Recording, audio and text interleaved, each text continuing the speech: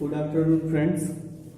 UGC net के paper 1 के unit 2 में हमने इससे पहले के वीडियो में बतलाया था कि अनुसंधान के तरीके क्या हैं, कि अनुसंधान का क्या तरीका होना चाहिए, प्रोसेस ऑफ रिसर्च।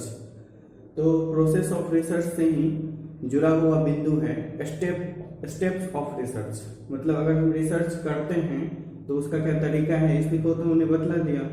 अब रिसर्च करते कैसे हैं, किस तरह से स्टेप बाय स्टेप कैसे हम रिसर्च करते हैं, तो यह दोनों बिंदु एक दूसरे से कनेक्टेड है, जुड़ा हुआ है। इसलिए हम उसी बिंदु के अकॉर्डिंग जस्ट हमने यह वीडियो बनाया ताकि आप लोगों को यह इसका तरीका क्या है और इसके चरण क्या है, स्टेप क्या है, ये दोनों बातें एक साथ समझ में आ जाए। वैसे अगर यह उसी बिंदु में समाहित किया जाए तो ज़्यादा समझ में आता है। दोनों वीडियो एक साथ देखने के बाद शायद सही रूप से step of research and process of research को समझा जा सकता है। तो अनुसंधान के चरण में स्टेप ऑफ रिसर्च में हमने इससे पहले प्रोसेस ऑफ रिसर्च में हमने कहा था कि वैज्ञानिक सिस्टम से, मतलब वैज्ञानिक पद्धति के द्वारा ही कभी भी रिसर्च होती है। तो उसके 4 स्टेप बताया था, 4 तरीका बताया था। और तरीका था कि कारण को ढूंढना, किसी भी घटना के कारण को ढूंढना, और उस घटना का क्या प्रोसेस है, कैसे होता है, क्या होता है, उसको समझना, और उसके प्रभाव को समझना कि उसका क्या प्रभाव हो रहा है, उसका अच्छा प्रभाव हो रहा है या बुरा प्रभाव हो रहा है, और उसके निष्कर्ष क्या हुए, हमने जो रिसर्च किए उसके रिसर्च के डिसीजन क्या हुए, कंक्लूजन क्या निकला। तो इन्हीं 4 बिंदु, अगर आपको ये चारों याद है, ये चारों बातें अगर आप लोग समझ गए कि अनुसंधान के तरीके ये 4 हैं, तो जस्ट इसके चरण भी यही 4 हैं। क्योंकि जितने तरीके होंगे उतने ही स्टेप होंगे। आप जितने तरीके से करिएगा, उतने तरीके से कोई भी स्टेप, कोई भी काम को करने की कोशिश करिएगा, उतना ही उसमें स्टेप होगा। तब इसके स्टेप को देखते हैं, स्टेप्स ऑफ रिसर्च, मतलब रिसर्च के चरण। तो इसके 4 चरण हैं। क्यों? क्योंकि इसके 4 तरीके थे। तो अनुसंधान के ये जो तरीके थे वो एक तरीके थे, वैज्ञानिक प्रणाली, उसके 4 भाग थे। तो उसी तरह से इसके 4 चरण हैं। पहला चरण में है कि अनुसंधान का एग्जैक्ट विषय ढूंढना है, कि हमको किस पॉइंट पे, किस सब्जेक्ट पे अनुसंधान करना है। अर्थात रिसर्च करने के लिए एक सब्जेक्ट का होना, एक पॉइंट का होना, जो हमारा फर्स्ट काम है, वो हमारा अनुसंधान के फर्स्ट स्टेप में हमें यह ढूंढना है अनुसंधान किस विषय पे करना है, ऑन विच टॉपिक, किस टॉपिक पे रिसर्च करना है। दूसरा है कि इस विषय को स्पष्ट रूप से उस बिंदु के अकॉर्डिंग, उस घटना के अकॉर्डिंग लिखना है। उदाहरण के लिए अगर हम अनुसंधान के विषय में हम लेते हैं कि नैतिक शिक्षा, तो नैतिक शिक्षा अगर हमारा टॉपिक है तो हमें उस विषय को पहले समझाना होगा कि ये नैतिक क्या है और शिक्षा क्या है। तो फर्स्ट स्टेप जो है रिसर्च के, उसमें हमको इसी बात को लिखना है, विषय को स्पष्ट करना है कि नैतिक शिक्षा अगर हमारा रिसर्च है, नैतिक शिक्षा से रिलेटेड अगर हम रिसर्च कर रहे हैं तो नैतिक शिक्षा है क्या, तो उसको हमको विषयवार स्पष्ट करना है, टू द पॉइंट स्पष्ट करना है कि हाँ यह नैतिकता है या यह नैतिक है और यह शिक्षा है। अगर हमारा व्यवहार नैतिक है तो क्या व्यवहार नैतिक है, या प्रोसेस नैतिक है, या एक पॉलिसी नैतिक है, क्या नैतिक है, नैतिकता क्या है, किसी का व्यवहार नैतिक है या नैतिकता अलग चीज है, उस तरह का वो करता है तो उसका व्यवहार नैतिक कहलाता है। तो ये नैतिक है क्या, उसको पहले समझना होगा। तो उसके बारे में हमें फर्स्ट पार्ट में हमको यह लिखना है कि अनुसंधान का सब्जेक्ट क्या और सब्जेक्ट के अकॉर्डिंग वो है क्या, वो नैतिकता है क्या। दूसरा है कि अगर कोई घटना या कोई कारण है तो उस घटना या उस कारण का हमको किसी घटना के अकॉर्डिंग या किसी कारण के अकॉर्डिंग हम, क्योंकि कारण से ही हम रिसर्च करेंगे, तो उस कारण को हम समझाएंगे कि आखिर कौन सा फैक्ट है, ऐसा कौन सा कॉज है जिसके कारण कि हमको इस बिंदु पर रिसर्च करना पड़ रहा है। तो उसके कारणों को, उसके मूल घटना को, और उसके विषयगत को, उसके बिंदु को, उसके नाम को, अर्थात अनुसंधान के उस बिंदु को फर्स्ट पार्ट में डिफाइन करना है जिस बिंदु पर हम रिसर्च करेंगे। चाहे उस बिंदु को नाम से डिफाइन कीजिए, या उसके नाम को व्याख्यात्मक रूप से प्रस्तुत कीजिए, या उस घटना को व्याख्यात्मक रूप में प्रस्तुत कीजिए, या उसके कारण को समझाइए। तो ये सारी चीजें हमको पार्ट 1 में स्टेप 1 में हमको ये सारी चीजें देखना होगा। ये हमारा रिसर्च का स्टेप 1 हुआ। अब स्टेप 2 में चलते हैं, सेकेंड स्टेप में। तो सेकेंड स्टेप में क्या है कि हमको उस समस्या के क्षेत्र का वर्णन करना है। अगर नैतिक शिक्षा लिए थे हम, तो नैतिक शिक्षा का क्षेत्र कहाँ होगा? हमारा समाज होगा। तो एक विस्तृत सा इसका क्षेत्र हो गया, तो उस क्षेत्र को लेना है हमको। उसके बाद उससे संबंधित कोई साहित्य या सर्वेक्षण है, कोई बिंदु इस नैतिक शिक्षा से जुड़ी हुई, अगर कोई पांडुलिपि स्क्रिप्ट है, कोई सर्वेक्षण किया हुआ पहले का कोई डाटा है, या कोई ऐतिहासिक कोई अच्छा बुक है, तो इन बिंदुओं को हमको ढूंढना है। ये दूसरा स्टेप है हमारा।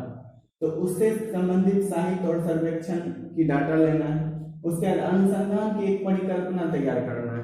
हम जो रिसर्च करेंगे वो किस रूप में, फॉर्मुलेशन ऑफ रिसर्च, इसको अनुसंधान की परिकल्पना समझ सकते हैं, या कार्यान्वयन, अनुसंधान का कार्यान्वयन करना है। मतलब हमको एक फॉर्मुलेशन ऑफ रिसर्च करना है कि प्रॉपरली रिसर्च इस वे में करना है हमको। तो अनुसंधान की परिकल्पना का निर्माण करना है।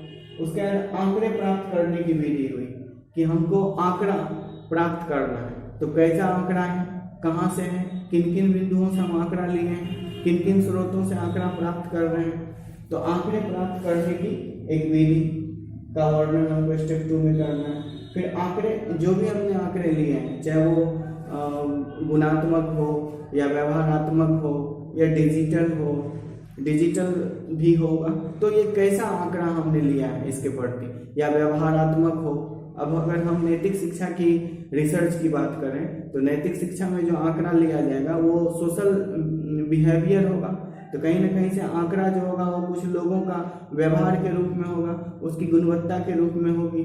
तो जाहिर सी बात है कि यहाँ जो आंकड़ा स्पष्ट हो रहा है वो आंकड़ा क्या होगा, उसका एक क्वालिटेटिव रिसर्च की ओर लेके जा रहा है, क्योंकि वो गुणवत्ता को बतलाएगा, किसी व्यक्ति की गुणवत्ता, व्यवहार इत्यादि को बतलाएगा।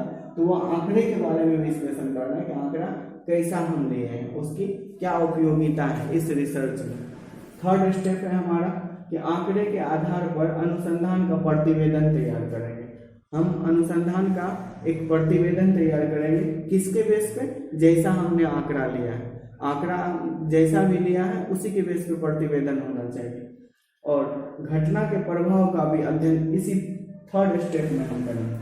जो घटना या जो टॉपिक है हमारे रिसर्च का, उस रिसर्च का क्या इफेक्ट पड़ेगा सोसाइटी में, या क्या पड़ रहा है, लॉस का इफेक्ट है या प्रॉफिट का इफेक्ट है या कोई और इफेक्ट है, तो कैसा इफेक्ट है इस घटना का, इस पॉइंट का, इस रिसर्च के इस पॉइंट का इन सोसाइटी कैसा इफेक्ट है, उसका एक होल रिसर्च, होल स्टडी करना है।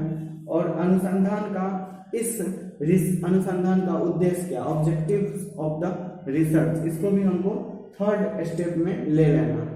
यह जो स्टेप 3 है अनुसंधान के चरण का, वहीं हमको ऑब्जेक्टिव ऑफ रिसर्च भी लेना है, अनुसंधान के उद्देश्य को भी लेना है। और इसका फोर्थ पॉइंट है कि अनुसंधान का निष्कर्ष निकालना है, अर्थात अनुसंधान से हमें क्या कंक्लूजन निकला, अनुसंधान की क्या उपलब्धि हुई, अनुसंधान की उपयोगिता क्या है, और अनुसंधान के बाद या अनुसंधान के अंतिम पड़ाव है उसका समरी तैयार करना। तो उस समरी में एक ऐसा सेंटेंस, एक ऐसी बात लिखना है सेंटेंस के रूप में, इस तरह से लिखना है कि हमने अनुसंधान का कॉज क्या था, अनुसंधान का प्रोसेस क्या था, अनुसंधान का इफेक्ट क्या था, और अनुसंधान का कंक्लूजन क्या निकला। ये पांचों बिंदुओं को मैक्सिमम 5 लाइन में समाप्त कर देना है। इन पांचों बिंदुओं को मैक्सिमम 5 लाइन में समाप्त कर देना है। वह एक प्रकार का समरी ऑफ द रिसर्च होगा। तो क्योंकि किसी भी जगह सबसे पहले इसी को रीड किया जाएगा, जो समरी ऑफ द रिसर्च होगा, और इसी को पढ़ के कोई भी यह समझ जाए कि हमारे रिसर्च में बिंदु क्या है, उसका प्रोसेस क्या हुआ था, और उसका ऑब्जेक्टिव्स क्या था, उसका इफेक्ट क्या था, और उसका कंक्लूजन क्या निकला। तो इन जिस तरह से किसी भी रिसर्च के प्रोसेस को हमने 4 भागों में बांटा था, जो साइंटिफिक दृष्टिकोण से था, इसको 4 भाग में बांटा था। तो कारण पता करना है, प्रोसेस जानना है, इफेक्ट जानना है और डिसीजन निकालना है। ठीक उसी तरह से अनुसंधान के स्टेप को भी 4 ही भागों में बांटना है। फर्स्ट भाग में है कि जो अनुसंधान का टॉपिक है उसको डिस्क्राइब करना है। सेकेंड में है कि अनुसंधान के उस टॉपिक को डिस्क्राइब करने में जो भी एविडेंस का उपयोग हो रहा है, चाहे वो हिस्टोरिकल एविडेंस हो या ज्योग्राफिकल एविडेंस हो या कोई और कॉन्सेप्ट हो या जो भी डाटा हो, जो भी आंकड़ा हो, उसके आंकड़े का एनालिसिस करना है। उस आंकड़े के एनालिसिस के थ्रू हम एक प्रतिवेदन तैयार करेंगे और उस प्रतिवेदन में टोटल घटना का अध्ययन होगा और रिसर्च का ऑब्जेक्टिव्स भी उसी प्रतिवेदन में होगा। और इस तरह से लास्ट पड़ाव है हमारा रिसर्च का कंक्लूजन, और रिसर्च के कंक्लूजन और उपलब्धि के और उपयोगिता का पूरा डिटेल्स हम इस 4th पार्ट में लिखेंगे, जो स्टेप 4 होगा हमारा। और लास्टली एक बिंदु होगा जो समरी ऑफ द रिसर्च होगा, उसे हम अंतिम पड़ाव में लिखेंगे। तो इस तरह से यह रिसर्च के तरीके में हमने एक वैज्ञानिक पद्धति के बारे में बतलाया था। इसके भी प्रकार होते हैं, परंतु अभी इसे नहीं पढ़ना है, सिलेबस के अकॉर्डिंग इतना है। और इसके ये 4 स्टेप थे, इसी 4 के अकॉर्डिंग अनुसंधान के स्टेप्स भी 4 हो गए। और अगर आप इस कारण को समझिएगा तो इसके अकॉर्डिंग, प्रोसेस को इसके अकॉर्डिंग, इफेक्ट को इसके अकॉर्डिंग और डिसीजन को इसके अकॉर्डिंग समझ सकते हैं, जो एक साथ ही समझना है। इसी रिसर्च में एक पॉइंट है कि use of ICT in research, अर्थात अनुसंधान में आईसीटी की उपयोगिता। अनुसंधान में आईसीटी की उपयोगिता क्या होता है? तो सबसे पहले हम अनुसंधान तो समझ चुके हैं, अब हम आईसीटी को समझ लेते हैं। आईसीटी क्या है? आईसीटी का फुल फॉर्म होता है आपको इंफॉर्मेशन एंड कम्युनिकेशन टेक्नोलॉजी, अर्थात यह एक प्रकार का संचार माध्यम है, एक ऐसा तकनीक, एक ऐसी तकनीक, टेक्नोलॉजी जो हमारे संचार का, सूचना ट्रांसफर करने का, सूचनाओं के हस्तांतरण करने का एक माध्यम होता है। एग्जाम्पल के लिए आप रिसर्च कर रहे थे, क्या टॉपिक था हमारा? एथिक्स, नैतिक शिक्षा। अगर नैतिक शिक्षा पे हम रिसर्च कर रहे हैं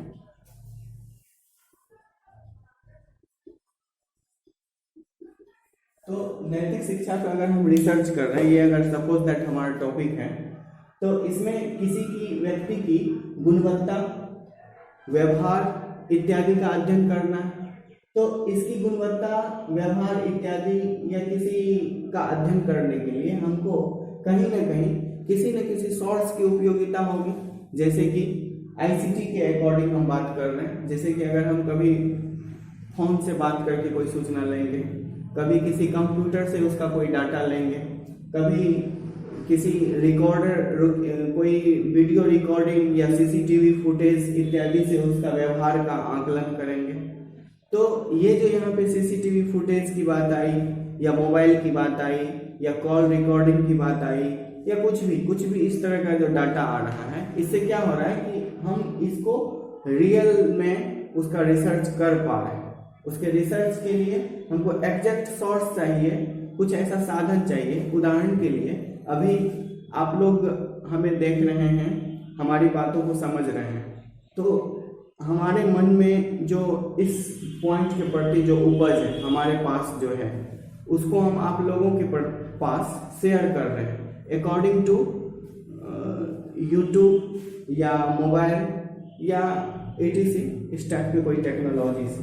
तो आप जो ये यूट्यूब के द्वारा या ये मोबाइल के द्वारा या वीडियो कॉन्फ्रेंसिंग के द्वारा आप तक हमारी बातें पहुंच रही हैं, हमारा संवाद पहुंच रहा है, तो यह संवाद पहुंचने का जो रिसोर्स हो गया, इसके जो स्रोत है पहुंचाने का, हमारी आपसी टॉक, आपसी जो बातचीत हो रही है, इसको पहुंचाने का जो एक माध्यम है वही है आईसीटी, जो हमारी सूचनाओं को, इंफॉर्मेशन एंड कम्युनिकेशन टेक्नोलॉजी, जो हमारी सूचनाओं को जोड़ता है, या वह तंत्र, वह वस्तु, वह पदार्थ जो हमारी सूचनाओं को जोड़ने का काम करता है या एक स्थान से दूसरे स्थान पर पहुंचाने का काम करता है। तो ये जो कम्युनिकेशन टूल्स हैं, चाहे वो फोन हो रिकॉर्डेड एरिया हो, ICT CCTV फुटेज हो या कुछ भी हो, इस तरह का कोई भी, अगर हम हिस्टोरिकल कोई रिसर्च कर रहे हैं सपोज दैट, और उस तरह से हम वहां से कोई पदार्थ प्राप्त किए, तो उसका समय निकालना है।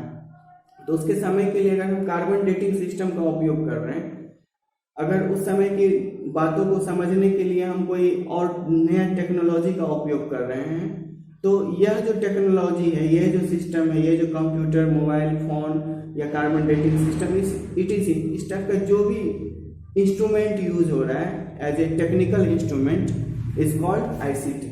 तो ICT के उपयोग से अब रिसर्च को क्या हुआ, तो रिसर्च इजी हो गया, क्योंकि जिस रिसर्च को करने में इन सभी चीज़ों की उपयोगिता लाई जाएगी वह रिसर्च आसान हो जाएगा, क्योंकि टू द पॉइंट हम उसको समझेंगे, उसके डाटा को एनालिसिस करने के समय हम उस रिसोर्स का उपयोग करेंगे, उस टेक्नोलॉजी अर्थात ICT का उपयोग करेंगे, उसके आंकड़े के एनालिसिस के बाद उस आंकड़े का क्या इफेक्ट पड़ रहा है उसको भी हम देख सकते हैं सोसाइटी में यूज करके, कि हम अगर इस रिसर्च को एनालिसिस करके अगर हम इसको कहीं 10 लोगों में, 1000 लोगों में इसको हम अगर डाल दिए, इस टाइप से किए हैं, यह पॉलिसी अपनाई है, तो वहाँ इसका क्या इफेक्ट पड़ा उसको जानने के लिए भी ICT हमें बता देगा कि वहाँ के फुटेज से हमको प्राप्त हो जाएगा, वहाँ के रिकॉर्डिंग कोई क्षेत्र से प्राप्त हो जाएगा। तो ये जो सूचनाएं हमें मिलती रहेगी, ये कहाँ से रियल सूचना मिलेगी, जो हमारे अनुसंधान की वैधता को, अनुसंधान की या नैतिकता को बताएगा। तो यह भी एक पॉइंट है हमारे सिलेबस में, अनुसंधान की नैतिकता। आखिर हमारा अनुसंधान कैसा होना चाहिए, तो नैतिक होना चाहिए, सच होना चाहिए, वास्तविक होना चाहिए। तो ये जो वास्तविकता, सत्यता है अनुसंधान की, वो हमको ICT बता रहा है। अर्थात ICT की उपयोगिता से हम सब्जेक्ट को समझ पाएंगे, आंकड़ा को लेने में सुविधाएं होती है, और आंकड़ा को प्राप्त करके अनुसंधान के प्रतिवेदन तैयार करके अगर अनुसंधान हम कर रहे हैं, उसके दौरान जो हम उपयोगिता लाएंगे ICT का, तो ICT के उपयोग होने से उस क्षेत्र के सारे रियल तथ्यों को हम समझ पाएंगे। और डिसीजन में भी ICT का उपयोग होता है। ICT के माध्यम के द्वारा हम एक एग्जैक्ट डिसीजन तक पहुंच सकते हैं। अर्थात ICT का जो उपयोग होगा रिसर्च में, वो उसको इजी बनाने में और उसको सहयोग करने में होता है। इस तरह के बहुत सारे इंस्ट्रूमेंट जो हैं जो हमारे ICT के रूप में आते हैं, और वो हमें हमारे रिसर्च को बहुत आसान बनाता है। थैंक यू दोस्तों। आज अनुसंधान के चरण को हमने बतला दिया है, और उसमें दूसरा बिंदु की ICT की उपयोगिता अनुसंधान में क्या है इसे भी बतला दिया है। अब सिर्फ 2 ही बिंदु बचे, वो है थीसिस को किस तरह से तैयार करना है, प्रारूप और उसकी शैली को हम बताएंगे, और शोध की नैतिकता, ये हम एक नेक्स्ट वीडियो में आप लोग के सामने रखेंगे। Thank you for